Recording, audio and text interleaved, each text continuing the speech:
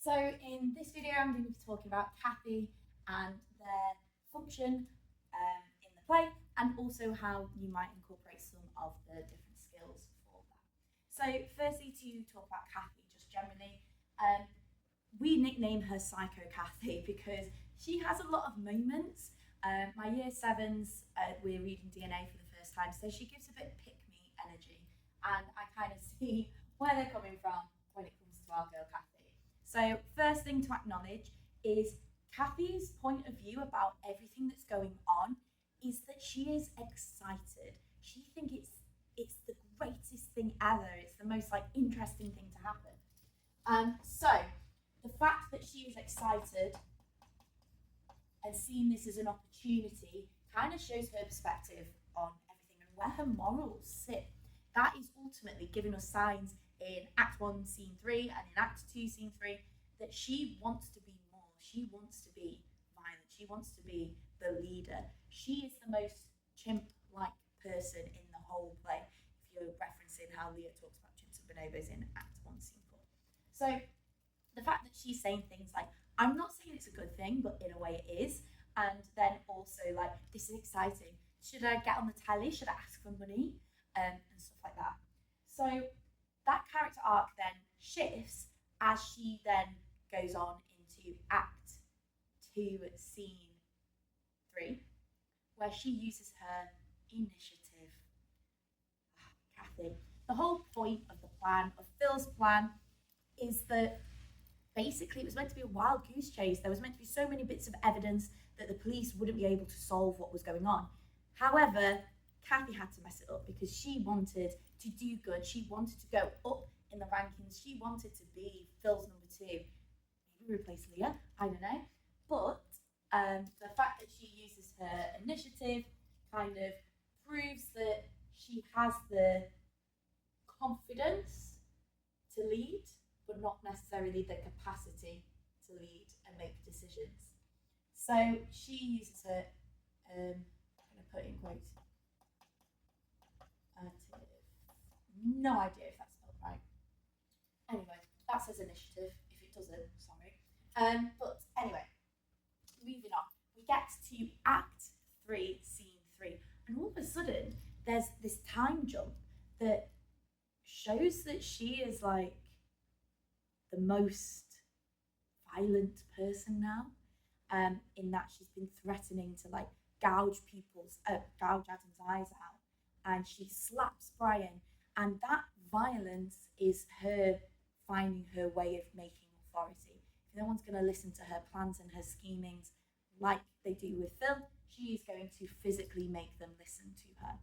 And so much so that we find out from Richard in the end monologue in Act 4, Scene 2, that basically she's chopped her year 7's finger off and she is in charge. So after John, who has his empty threats, and after Phil, who was the mastermind, she is there, she is violent, she is willing to do what it takes.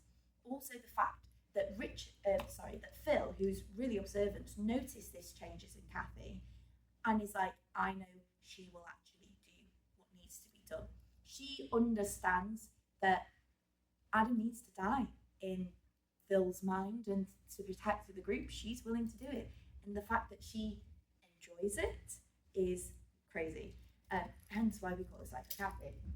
So the fact that she plays the game, she likes violence.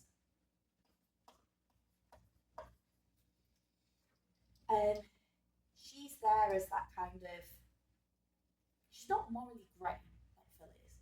She just has bad morals. She is selfish. She's there to remind the audience that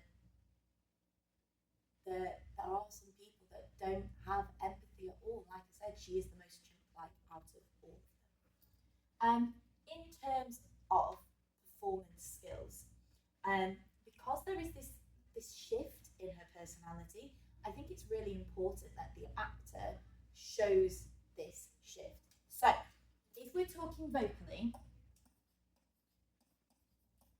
I would play Act 1 as, that excited, loud, big, open body language, if we're talking physical as well. I was going to do it separately, but I'll just do them at the same time now. So Act 1, we're looking open. And she says things like, oh, shut up to Danny, that it's almost like it's a bit jokey, but she's also stirring the pot. Like, she's involved in that whole, he's on Richard's side. And then when it turns back around to her, she's like, what? I'm not on anyone's side. So there's that kind of manipulation coming through. And that would come through with like the emphasis on certain words. So using your intonation to basically make it sound like they're isolating each other, picking each other off, saying like, he's on Richard's side can be a really powerful tool. And notice how, using gestures, I just naturally did that then. But that's what I would do. I would pair the gesture with the vocal intonation to show that she means a point, but it's also a little bit like, a little bit cheeky in a way, how she's stirring the pot. So having your facial expressions to be like, maybe locking eyes with somebody else, maybe Lou would be a great person to have eye contact with as well, to kind of show that she's playing the game a little bit. Lou, because when she becomes the leader at the end, Lou is her second in a way. When we get to Act 2, this is where I would have her becoming more strong and more assertive in a way, but also still like having this playful energy about her. So maybe she's laughing it off, using the whole, I use my initiative.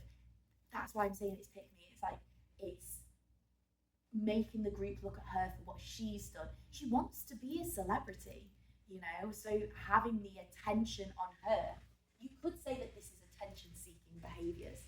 So I think it is still loud, it is still open, but now that confidence might be a little bit more assured. And then she probably will show that she is offended vocally and physically by like stepping away, open gestures and things like that as well. And then the offend. If we're talking proxemics, I'll do this at the same time. Act 1, she's going to keep away from Danny because they're shouting at each other. She is maybe going to be with Richard. That's not how you spell Richard. That's also not how you spell Richard. Oh, goodness gracious. It's like the end of the school day when I'm recording this, so sorry. Richard. There we go. Spelt it right. Well done. So probably with Richard and Brian, because that's who they walk in with at the start as well. So she's maybe stood there, she's maybe trying to come forward, but when she's told off, she'll step back. Compare that to Act 2, she's going to be moving more centre stage, trying to be that centre of attention now that she's a celebrity. And then I think there's a massive contrast to Act 3. Here, I think she starts to take on some of Phil's personality traits. You can go and watch Phil's version video of this to help you out with that. But I think she's going to be slow and more particular. And I think some of those vocal emphasis is still there, but I think it's now inflecting down rather than inflecting up to show she's excited. She's going to be more serious and she's going to bring it down. Used violence, that kind of thing instead. So I think inflection here for vocal. I think stillness, because her lines as well, going from this, she's constantly talking but being cut off from other people here, to her saying a few words. She is mirroring Phil.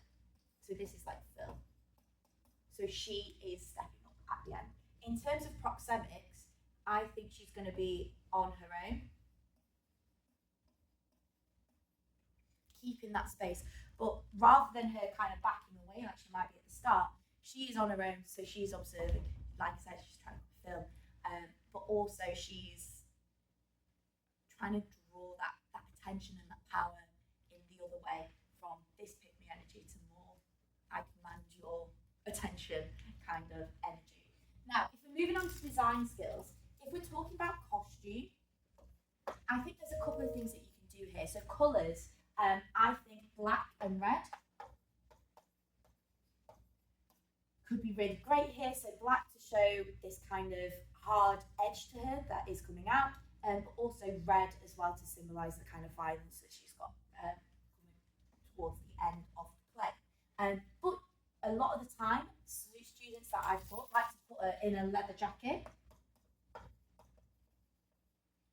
To kind of, again, as that material, show that she's got that kind of edge to her. But also, at the time the play was written, leather jackets, like biker style leather jackets with like studs and things like that, were actually quite trendy. So not only is it something that would work within the production parameters, so for the context, but also it works for her character as well. So it's trendy in the first act, and then it symbolises her violence in the second act in that way. In terms of lighting, I think that one thing you could do to show that she is this kind of risky behaviours, and again, this maybe is a point that goes to props as well, is you could have her smoking, and you could have her with the physical lighter as well. Not only is this providing some like natural light that they're making, it's showing the risky behaviours. Could just be playing with the lights, but it's also therefore linking directly to what the group did to Adam. So they stuck that cigarettes on him, made him burn his own socks. She could be, when she's told off, I don't know, move to the side of the stage and burn a leaf, for example. Obviously, if we're thinking school productions and things like that, this might be trickier to show, but there's ways around that. The reason I'm saying school production is the original performance conditions. You could also phone here to help you. So having the phone having the phone to light up the screen, maybe during transitions, things like that she's texting. You could even, if you're trying to modernize it a little bit, show her taking selfies or even recording while she is in the group or things like that. Can show that she's got this kind of celebrity link here. But also there's something quite sinister about the uplight that a phone might produce. So it's showing this kind of foreshadowing, this violence of her as well. So that's all really cool points there. In terms of set and staging, I think the fact that she always enters with Richard as well from like town, I think you've got to make it clear that they're coming from one direction into the woods, whereas like people like Phil, Jan, Mark, Brian in Act 2, Scene 3 are coming from like the field or deeper into the woods. So think about what way round you would have that, and that she would come in saying like, we've just come from the police station, it was great, it was shit, Phil, have you heard? That whole opening of Act 2, Scene 2. So that's the kind of woods orientation there. And also that means her exit